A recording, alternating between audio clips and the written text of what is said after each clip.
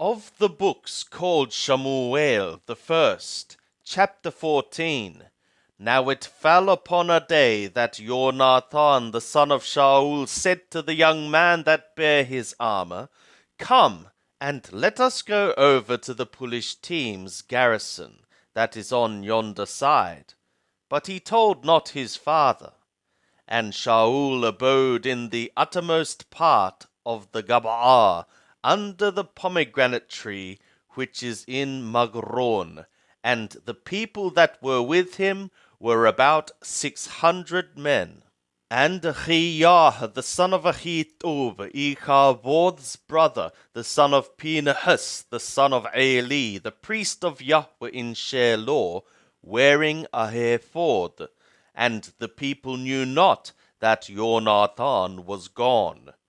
And between the passes by which Jonathan sought to go over to the Pelishtim's garrison, there was a rocky crag on the one side, and a rocky crag on the other side, and the name of the one was Botheth, and the name of the other was Senner.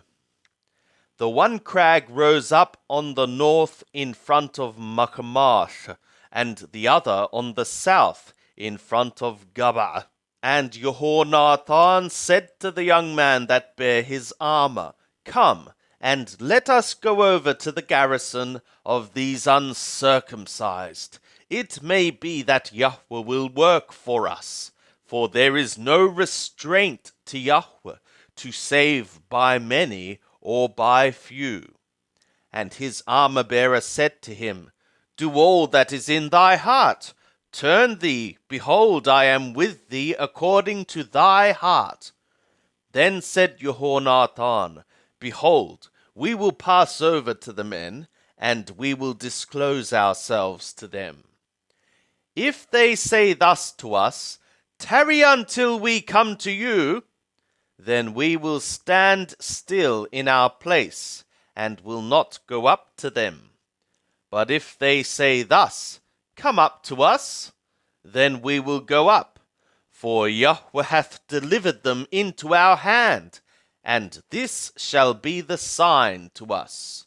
And both of them disclosed themselves to the garrison of the Pelishtim, and the Pelishtim said, Behold, the Abrim come forth out of the holes where they had hid themselves. And the men of the garrison answered Jonathan and his armor-bearer, and said, Come up to us, and we will show you a thing. And Jonathan said to his armor-bearer, Come up after me, for Yahweh hath delivered them into the hand of Israel. And Jonathan climbed up upon his hands and upon his feet, and his armor-bearer after him. And they fell before Jonathan, and his armor-bearer slew them after him. And that first slaughter which Jonathan and his armor-bearer made was about 20 men, within, as it were, half a furrow's length in an acre of land. And there was a trembling in the camp, in the field, and among all the people. The garrison and the spoilers, they also trembled, and the earth quaked. So there was an exceeding great trembling. And the watchmen of Shaul in Gabaat Ben-Yamin looked, and behold, the multitude melted away, and they went hither and thither. Then said Shaul to the people that were with him, Number now, and see who is gone from us. And when they had numbered, behold, Jonathan and his armor-bearer were not there. And Shaul said to Ahiah, Bring hither the ark of the God. For the ark of the God was there at that time with the children of Israel. And it was, while Shaul talked to the priest, that the tumult that was in the camp of the Pelishtim went on and increased. And Shaul said to the priest, Withdraw thy hand. And Shaul and all the people that were with him were gathered together, and came to the battle, and behold, every man's sword was against his fellow, and there was a very great discomfiture. Now the Abrim that were with the Pelishtim as beforetime, and that went up with them into the camp from the country round about, even they also turned to be with Yisrael, which was with Shaul and Jonathan. Likewise all the men of Yisrael that had hid themselves in the hill country of Ephraim, when they heard that the Pelishtim fled, even they also followed hard after them in the battle. So Yahweh saved Yisrael that day, and the battle passed over by the horn. And the men of Yisrael were distressed that day, for Shaul had adjured the people, saying, Cursed be the man that eateth any food until it be evening, and I be avenged on my enemies. So none of the people tasted food. And all the people came into the forest, and there was honey upon the ground. And when the people were come to the forest, behold, the honey dropped, but no man put his hand to his mouth, for the people feared the oath. But Jonathan heard not when his father charged the people with the oath. For what reason? He put forth the end of the rod that was in his hand, and dipped it in the honeycomb, and put his hand to his mouth, and his eyes became bright. Then answered one of the people, and said, Adjuringly thy father adjured the people, saying, Cursed be the man that eateth food this day. And the people were faint. Then said Jonathan, My father hath troubled the land. See, I pray you, how my eyes became bright, because I tasted a little of this honey. How much more, if perhaps the people had eaten freely today of the spoil of their enemies, which they found. For now hath there been no great slaughter among the Pelishtim. And they smote of the Pelishtim that day from Michmash to Hayalon, and the people were very faint. And the people flew upon the spoil, and took sheep, and oxen, and calves, and slew them on the ground, and the people did eat them with the blood.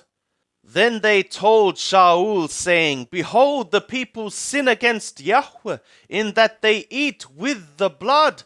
And he said, Ye have dealt treacherously. Roll a great stone to me this day.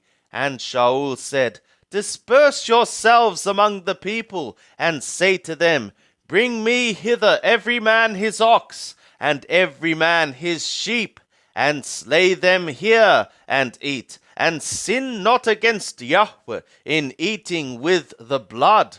And all the people brought every man his ox with him that night, and slew them there. And Shaul built an altar to Yahweh. The same was the first altar that he built to Yahweh. And Shaul said, Let us go down after the Pelishtim by night, and take spoil among them until the morning light, and let us not leave a man of them. And they said, Do whatsoever seemeth good to thee. Then said the priest, Let us draw near hither to the God.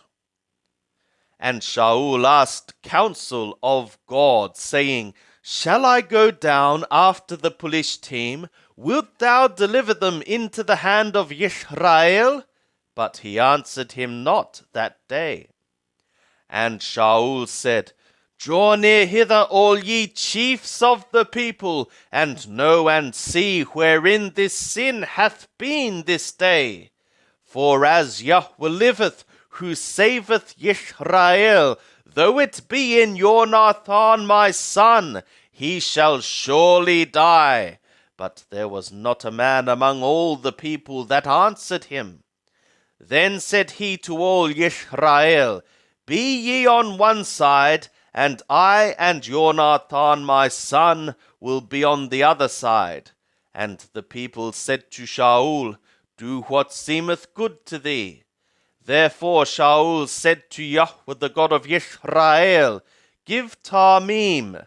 And Jonathan and Shaul were taken by lot, but the people escaped. And Shaul said, Cast lots between me and Jonathan my son. And Jonathan was taken. Then Shaul said to Jonathan, Tell me what thou hast done. And Jonathan told him and said, I did certainly taste a little honey with the end of the rod that was in my hand, and lo, I must die. And Shaul said, God do so and more also, for thou shalt surely die, Jonathan. And the people said to Shaul, Shall Jonathan die, who hath wrought this great salvation in Israel? Far from it. As Yahweh liveth, there shall not one hair of his head fall to the ground, for he hath wrought with God this day. So the people rescued Jonathan, that he died not. Then Shaul went up from following the Pelishtim, and the Pelishtim went to their own place. Now when Shaul had taken the kingdom over Israel, he fought against all his enemies on every side, against Moab, and against the children of Ammon, and against Edom, and against the children of Thobah, and against the Pelishtim, and whithersoever he turned himself, he put them to the worse. And he did valiantly, and smote Amalek, and delivered Israel out of the hands of them that despoiled them. Now the sons of Shaul were Jonathan, and Yeshui, and Melchi-Shua, and the names of his 2 daughters were these: the name of the firstborn daughter, Merob, and the name of the younger, Michal. And the name of Shaul's woman was Ahinoam, the daughter of Ahimaaz, and the name of the captain of his host was Abner, the son of Ner, Shaul's uncle. And Kish was the father of Shaul, and Ner, the father of Abner, was the son of Abiel. And there was severe warring against the Pelishtim all the days of Shaul. And when Shaul saw any mighty man, or any valiant man, he took him to him. And Shamuel said to Shaul, Yahweh sent me to anoint thee to be king over his people, over Israel. Now therefore, hearken thou to the voice of the words of Yahweh.